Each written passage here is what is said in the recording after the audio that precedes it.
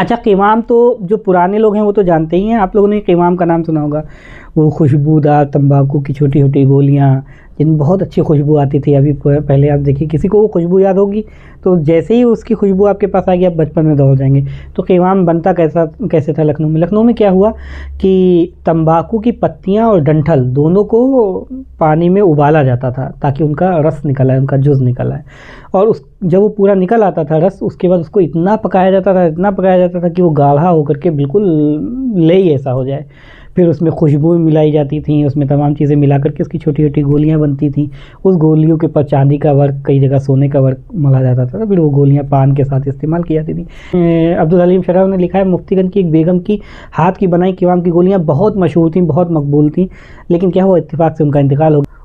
उन्हीं के इंतकाल के दरमियान असगर अली और मोहम्मद अली ने अपना एक क़िवाम का कारखाना लखनऊ में लगाया था, जो पूरी दुनिया में मकबूल हुआ।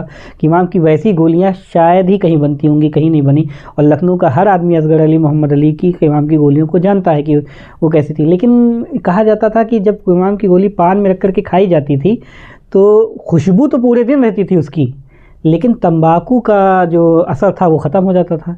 तो ये हुआ कि इसी प्रयोग के दौरान धीरे-धीरे इसका होते-होते एक लखनऊ में और मुंशी सैयद अहमद हुसैन, तो उन्होंने क्या किया, उन्होंने गोली ख़त्म करके तंबाकू की पत्तियों पे ही इतना खुशबू और असर डाला कि वो ज़र्दा तंबाकू की पत्तियों का ज़र्दा तैयार हो गया। उसे ज़र्दा पत्ती भी कहते हैं कई बार।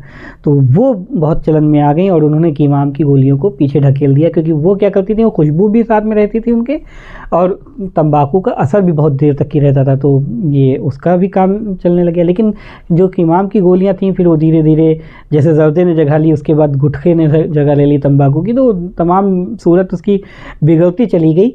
लेकिन जो क़िवाम की खुशबू का असर था, जो उसके बनाने का जो तरीका था, वो आज भी जिन लोगों ने उसे खाया है, जिन्होंने उसको खाते हुए लोगों को देखा है, वो कभी क़िवाम को नहीं भूलते हैं, उसकी खुशबू को नहीं भूलते हैं। और वो लखनऊ की एक बहुत बड़ी देन थी। असगर अली, मोहम्मद अली का एक बहुत बड़ा नाम था, जिन्होंने इस क़िवाम की गोलियों को पूरी दुनिया में मकबूल